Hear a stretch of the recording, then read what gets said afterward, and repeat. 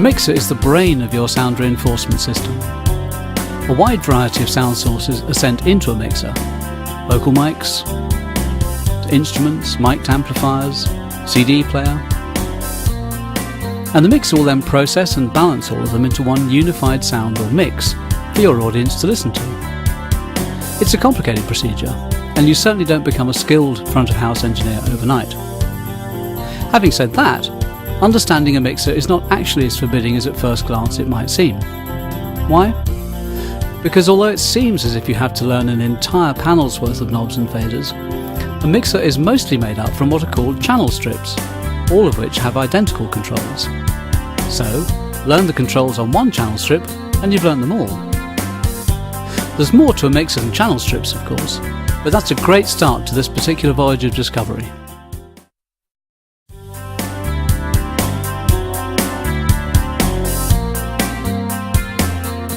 A mixer has more things connected to it than any other device in the sound system. Signals coming in are referred to as inputs, signals coming out, outputs. This is a standalone mixer, which you connect to an amplifier and loudspeakers. Some mixers also include amplification, and these are called powered mixers. These are covered later in this scene. On standalone mixers, the inputs are normally situated here, at the rear, though sometimes you'll come across a mixer with inputs right at the back of the main panel. This is where you plug in the cables from your instruments and microphones, and each of these connects to an individual channel on your mixer, so that you can make individual adjustments to that sound. You'll notice that each channel has two input connectors. One, a multi-pin balance connection called an XLR, which is mainly for microphones, and the other a 1/4-inch jack connector marked line, which essentially you use for most everything else.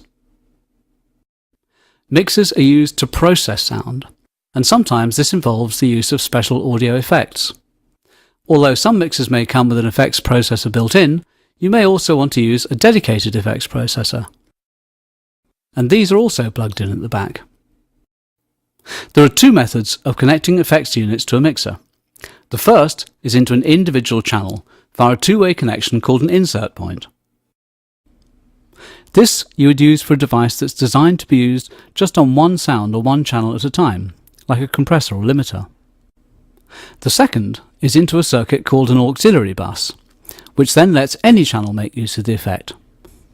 You'd use this method for something like a digital reverb unit. An auxiliary bus is simply a special piece of wiring in a mixer that can be tapped into by other channels or controls, rather like, well, stops on a bus route. So we have a number of sound sources and effects processors coming into the mixer. How does the sound leave? All mixers will have at least one set of outputs that carry the unified or mixed signals out to your main amplification system. Usually, they'll have a second set of outputs that can send a different balance or mix to an amplification system designed for the musicians or performers on stage to hear, so that they can monitor or listen to themselves and each other. This is called a monitor system, and that mix will come out of its own set of outputs at the back. Completing our front panel overview, the other knobs and faders, aside from those that run along the channel strip, relate to effects and monitoring and the group functions. This area of the mixer is referred to as the master section, as it has all of the output controls.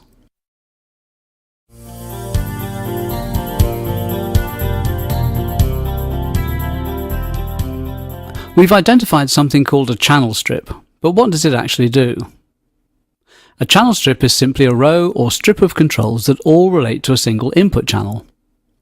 A quick glance at a channel strip will tell you an awful lot about a mixer: what sort of EQ or tone control it offers, how much flexibility there is in terms of monitoring and patching in effects.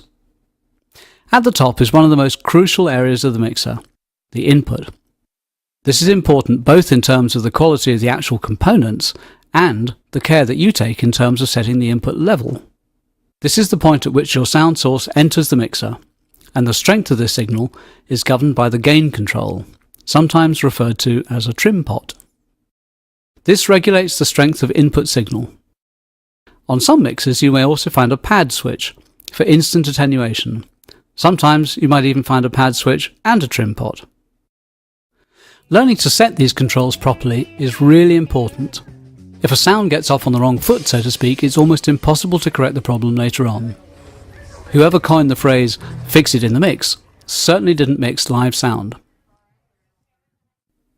First, you need to make sure that the sound source is coming into the mixer at a level that'll give you as much clean, i.e. undistorted, signal as possible.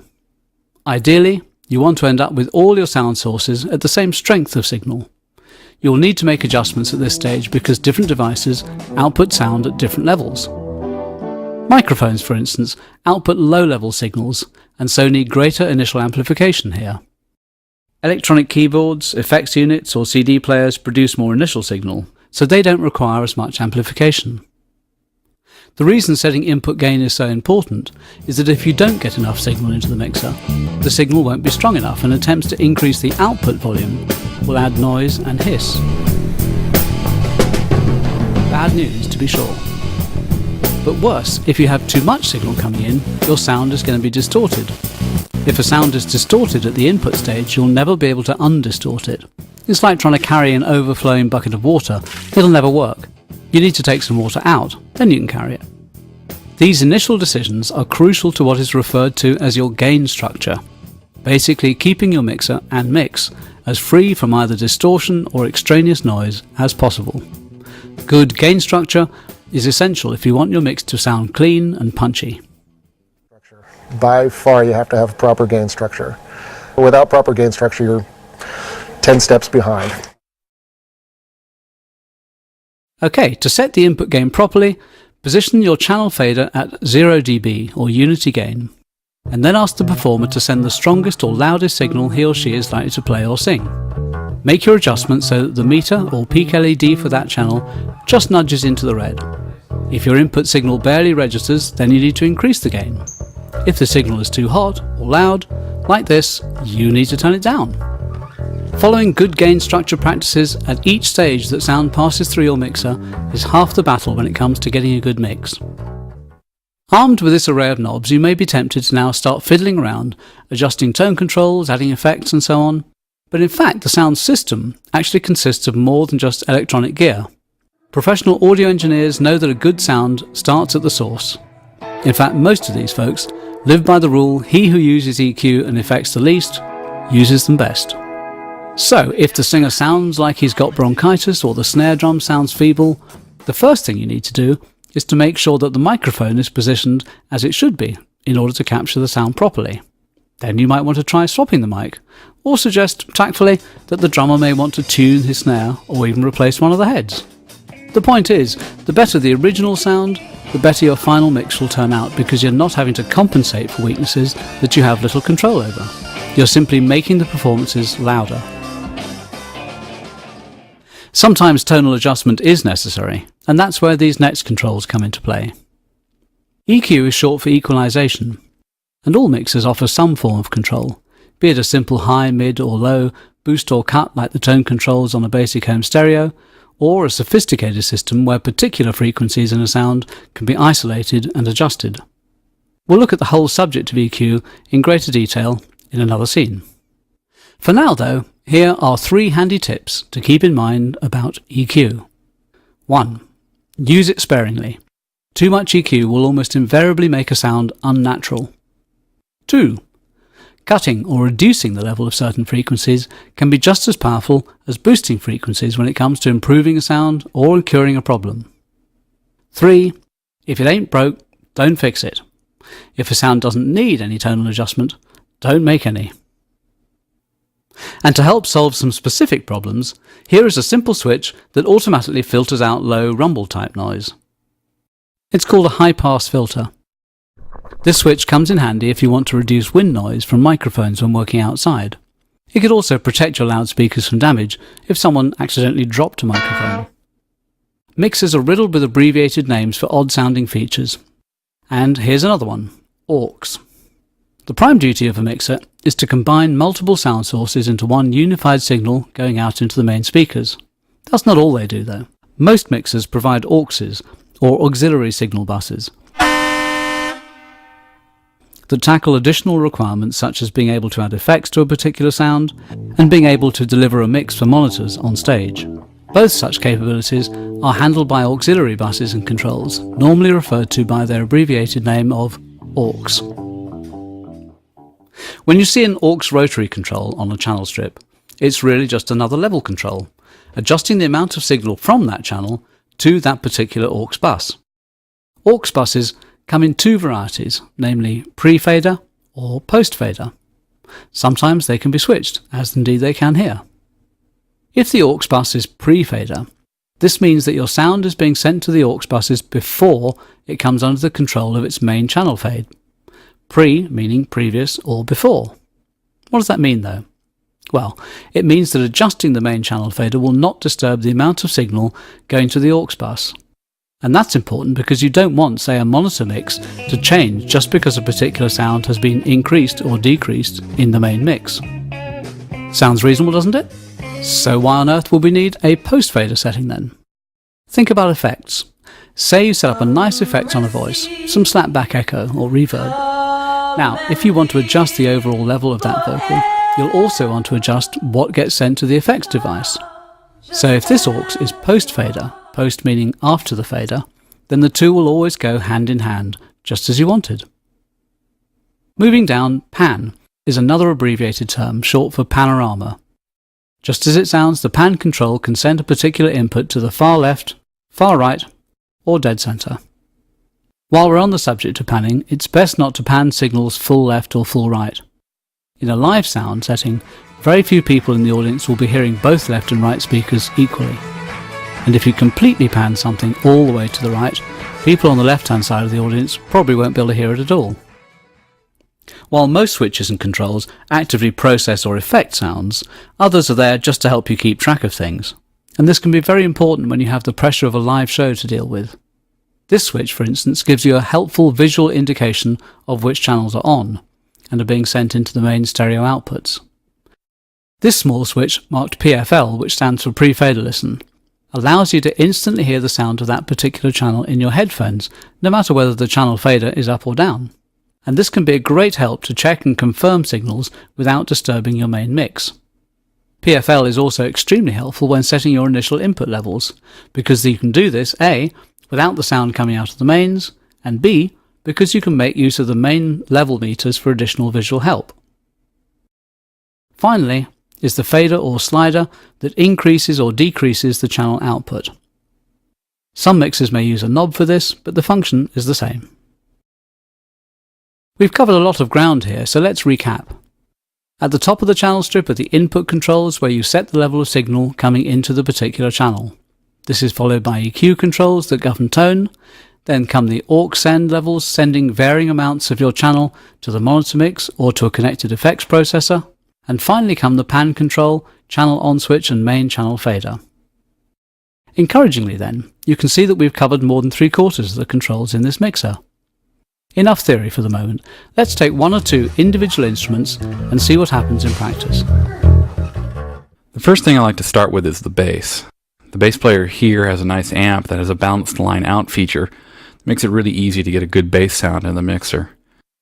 I just need to take a long XLR cable from the amp and plug it into one of our mixer channels. Then I ask the bass player to play about as loud as he thinks he's going to play. I turn on the pre-fader listen and then adjust the trim pot so that I get a good hot signal that just peaks in the red, but doesn't really distort. This bass player uses a lot of finger technique as well as slap and pop styles, so I've inserted a compressor in the channel just to smooth the dynamics out a little bit.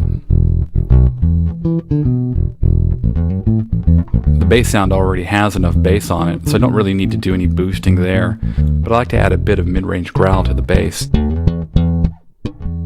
Depending on how much slapping or popping he's doing or playing with his fingers, sometimes I'll add just a little extra high end just to help cut through the mix. Once I have a sound that I'm happy with, I turn off my PFL and I bring up the channel fader and see how it sounds in the main speakers. Because the bass player already has an amp on stage, there's no real reason to add any bass into the monitor mix. There's already plenty of volume from his amp for the rest of the band to hear. As for the snare drum, we're going to position the mic down towards the head of the snare. Our drummer's already tightened up the head, and we've got a good initial sound. Once we've gotten the mic positioned, it's pretty much the same process like I did with the bass player. I get the drummer to play just about as loud as he's going to play on the snare drum, and I bring up the trim control, adjusting the volume till I get a good signal but not too hot. I like a nice punchy sound to my snare, so one thing I'm going to do is add a little EQ. There's not a lot of bass already on the snare, so I don't have to do anything there, but I'm going to add a little high end to give a good snap, and a little mid-range like I did with the bass to give it some growl. Once I get a sound I'm happy with, I'll turn off my PFL, bring up the channel volume, and have a listen to how it sounds through the main speakers. No matter what your sound source, this is a very typical way that you would use the controls in a channel strip.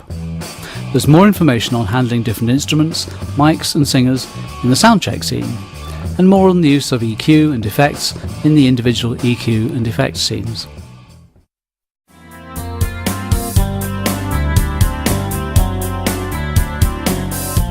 The whole point of a mixer is to produce a good mix. And a good mix is just that. A good blend of sounds that feels unified and controlled, allowing the audience to enjoy your performance as a whole, not just the performance of a tambourine or the bass guitar. Achieving this involves many things, from the quality of the sound and musicianship coming off stage, to the miking, EQ, to how various instruments are adjusted as the performances take place. As with EQ, less is very often more. If you see an engineer playing with faders like they're some sort of arcade game during the show, you can be pretty certain that there's either something drastically wrong going on, or that they're just a complete novice.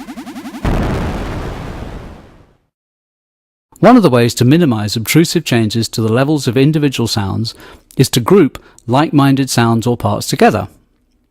If, for instance, the drums in general are a bit quiet, you can then gently raise the level of every drum channel using just a single fader. And that's what this fader does here, marked Group 1-2. On the MG16-4, you place a channel onto a group bus simply by pressing the 1-2 button. You can monitor on headphones what is being sent to the group bus by switching between the group and stereo, i.e. the main stereo outputs, using this switch.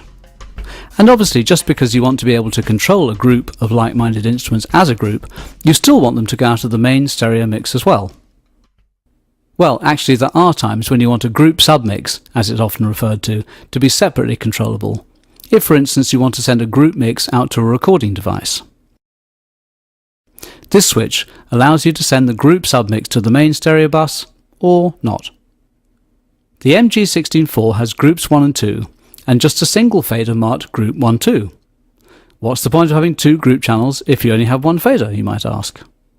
As is often the case, the channel's pan control can affect a signal not just left and right, but also to buses 1 and 2.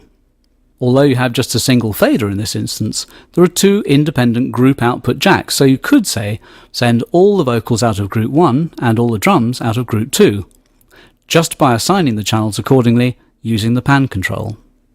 Using groups buys you flexibility.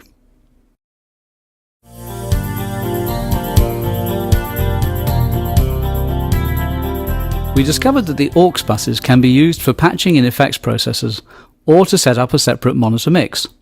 How does this relate to the aux send and return knobs here in the master section of the mixer? As you recall, aux 1 on this mixer can be set to either pre or post fade. In the pre-fade position, aux 1 would be used to feed a monitor mix. Here's how you set it up. On each channel you control the level going into the monitor mix using the aux 1 control on its strip. Need more guitar in the monitors? OK, raise the level of the guitar channel's aux 1 knob. Meanwhile, on the master side, the aux 1 send control governs the overall level of the entire monitor mix going out to your monitor amp and speakers. The aux return control actually operates just like any other input channel, and in fact can be a very useful additional input sometimes, say for a click track or a sequencer signal, and this controls the level of anything currently patched into your mixer via the aux return. Aux 2 here is set to post fade, so this is a bus you'd normally use for the external effects processor. Again, the aux 2 send control governs the strength of signal going into the effects processor, and aux 2 return the strength of affected signal coming back to be added into the main mix. Finally, this knob here marked ST governs the level of aux 1 and 2 that you want going into the main stereo mix, i.e. your out-front sound. If you have, say, an external reverb unit patched into aux 2, the beauty of this system is that you can send varying amounts of each input to the reverb via the aux 2 knob on the respective channel. So you can add just a touch of reverb, say, onto the snare drum, and relatively plaster your lead vocal in reverb. Not saying you necessarily want to do this, you understand, but you get the general idea. We cover setting up and using external effects processors in detail in its own effects scene. Now you have all of your channels set up and balanced the way you want, the monitors and the effects set up as you like. All that's left to do is adjusting this guy, the main fader, to raise and lower the level of your entire mix as the crowd gets more and more rowdy, or just goes home. In this scene we've concentrated on the basics of mixing. There's of course a lot more to learn in terms of mixing as an art, and mixing in a variety of settings from a house of worship to a club to a concert. And you can pick up some great tips on mixing by viewing some of the practical application scenes as well.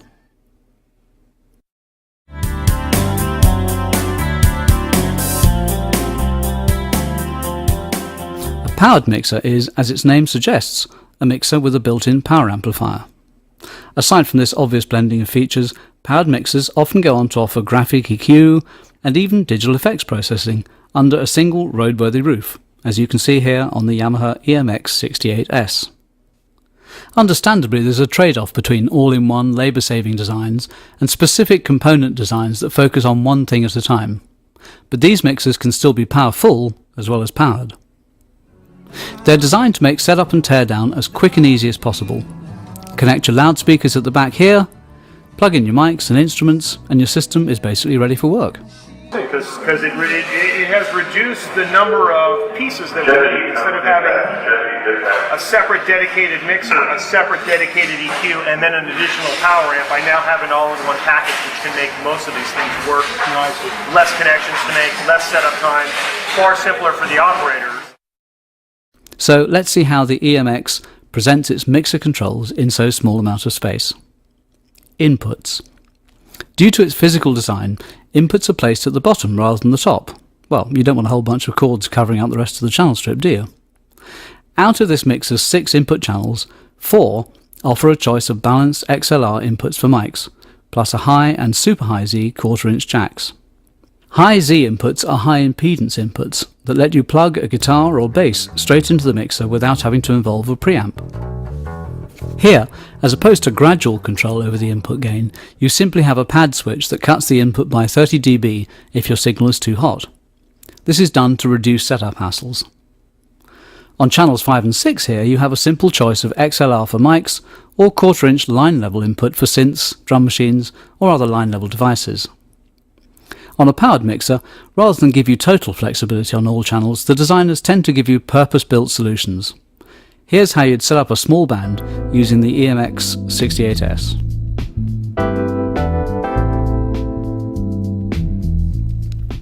And here's how you'd set it up for something like a conference with multiple microphones and recorded music coming off a CD.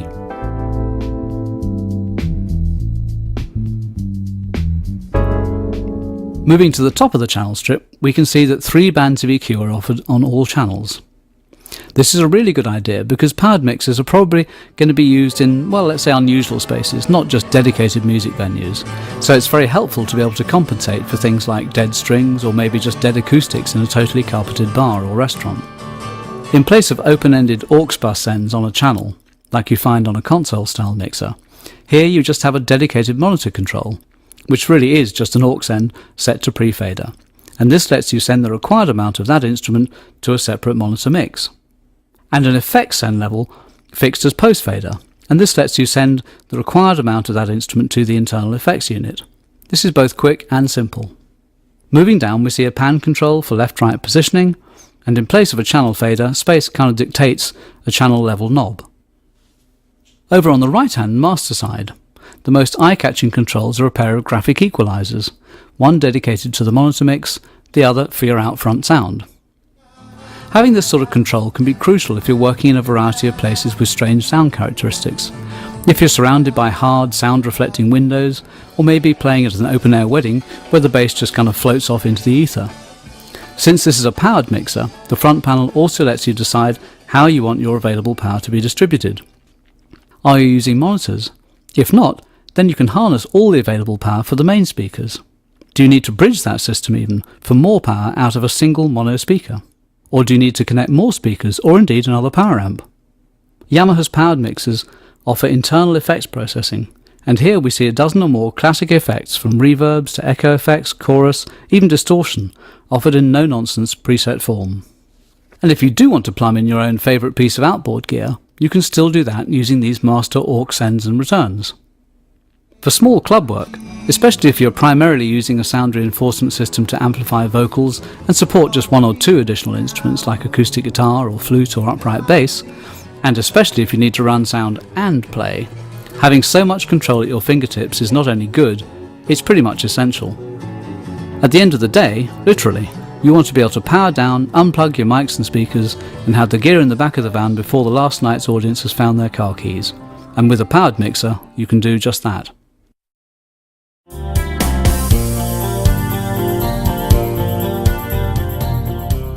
A digital mixer is still a mixer.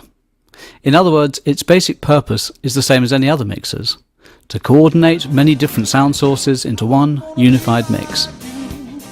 The digital part of the equation concerns how this is done, and the control options and flexibility with which it is offered. The advantages of digital equipment is that you can store and recall settings and setups at the touch of a button, plus use a computer to provide additional features such as programmability and storage. Looking first at the internal benefits of a digital mixer, although the channel strip would appear to be much like its analog cousins, there is one major enhancement here. Just because you plug into, say, channel 1 on the mixer, you can actually route that input through any channel you like. The internal routing, in other words, is totally flexible. Additionally, although you may have the same amount of EQ and effects possibilities as you do on an analog mixer, all of the settings and levels can be recalled at the touch of a button. Right, no more squinting at pieces of paper or trying to remember that great EQ setting you had on your lead singer's mic. And this goes for channel fader positions as well. Yes, very eye-catching, isn't it? Although, as you're probably starting to understand, mixing is more to do with setups and slow movements than rapid changes to your sound. There's no denying, though, the power of being able to recall these settings at the touch of a button. Here on the Yamaha O1 V96, for instance, you can recall multiple scenes, complete with effect settings, and this is a wonderful facility to have, especially if you're mixing several bands in one night. But it's also extremely useful for particular effects. A different range of EQs on a ballad, maybe. Finally, the power of signal controlling effects like noise gates and compressors is undeniable, but also so is the expense of purchasing several noise gates or compressors, which is what you'll need to do for every channel on an analog mixer on which you'd like to apply these effects. Not the case here. A noise gate and compressor limiter is available on every single input channel. You can imagine, and the smart ones I'm sure can work it out for themselves, the cost saving on this alone. A digital mixer is not just a sealed unit. Its very digital nature allows you to interface with computers, both for storage and recall of data, and for on-screen control, such as here with the O1 V96's Studio Manager software, that replicates and in fact expands upon the controls and functionality of the O1V itself. If you're travelling light, you could, for instance, simply carry your settings on your laptop and download them into the mixer provided by the venue anywhere in the world. Plus, there's a whole range of expansion cards that let you add new features and new functionality. Affordable digital mixers were pioneered by Yamaha, and they continue to come in all shapes, sizes and prices, right up to the PM1D that we can see installed here at the Cerritos Performing Arts Center in California. But they all have this in common. Take the fun and games you can have with any mixer, and then add the almost limitless flexibility that you can get by throwing computer control into the mix.